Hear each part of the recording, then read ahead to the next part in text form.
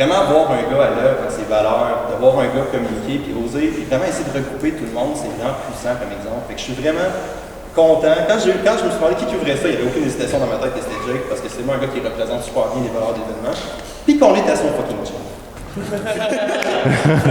Premier conférencier, Jacob Hamel. Oui. Je sais pas si vous êtes comme moi, mais moi, je suis vraiment tanné de voir des niaiseries sur Instagram puis du monde faire des affaires qui n'ont aucun sens pour avoir des likes. Puis c'est un peu ça, tu sais, je dis tout le temps que la mission de Quantum Training, c'est d'améliorer le monde de l'entraînement au Québec. Mais c'est une mission pas accomplie encore parce qu'il y a encore plein de trucs qu'on voit sur Internet qui ne devraient pas être là. Fait que, aujourd'hui, on va démystifier un petit peu certains trucs que des fois on voit puis qu'on le voit tellement souvent qu'on pense que c'est vrai, mais si on regarde la réalité, c'est pas nécessairement ça. Okay? Comme des squats sur un ballon de même en faisant des curls. Ça, Ils disent que, selon eux, 10 à 11 heures par jour de fenêtre alimentaire serait le plus simple à maintenir pour la population et ne serait pas obligé d'être qualifié comme jeûne intermittent. Ça serait, selon eux, la fenêtre la plus acceptable de nutrition. Moi, personnellement, je vais recommander aux gens de faire ça sur 12 heures, parce que c'est relativement facile de le compter. Tu déjeunes à 6, tu arrêtes de manger à 6. C'est certain que si tu t'es levé à 7, tu arrêtes de manger à 6, ça marche aussi. Pourquoi ces concepts-là sont problématiques?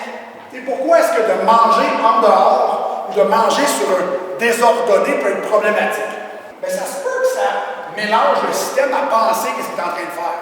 Qui a déjà suivi une diète? Une diète précise avec des heures? Bien, relativement des heures. On va faire un bref résumé. Stuart McGill est une sommité canadienne en tout ce qui a de réputation de bas de dos et problème de stabilité de tronc.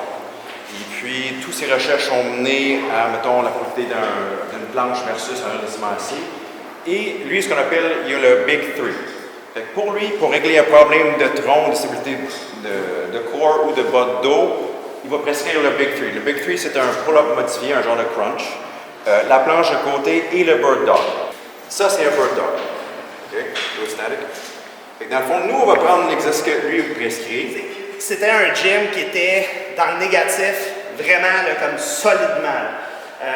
Les fiscalistes, les comptables, ils me disaient achète pas ça, tu vas creuser ta tombe. Puis finalement, en 3 mois, on a réussi à faire leur chiffre d'affaires complet de l'année passée. Puis il y a des gens qui vont vous voir à répétition, plus ça va ramener du trafic vers vous. Puis après ça, comme tantôt Seb parlait, bien, plus que votre clientèle cible est précise, bien, vous allez amener un certain type de client qui va se faire voir à répétition. Les cues communs. Fait que, oui, je vais avoir un peu de rant sur les cues. C'est pas pour insulter personne, blesser personne.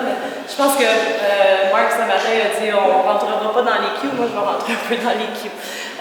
Pas que c'est mauvais les cues, mais je pense qu'il y a un moyen un peu de mieux utiliser les cues. On va légèrement agripper le sol avec les orteils.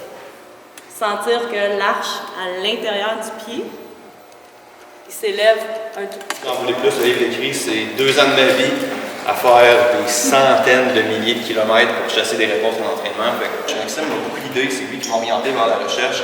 Et je me rappelle dans le podcast, Jake m'avait posé la question vraiment out of the gate. Il m'avait dit toi, as-tu un mentor? T'sais, lui, il nommait, mettons, Stéphane Cazot et ces affaires-là. Puis je me rappelle avoir dit dans le podcast probablement, mais je serais jamais capable de le regarder dans les yeux et de dire t'es mon mentor. Ça serait awkward. Fait que je vais le faire devant 50 personnes.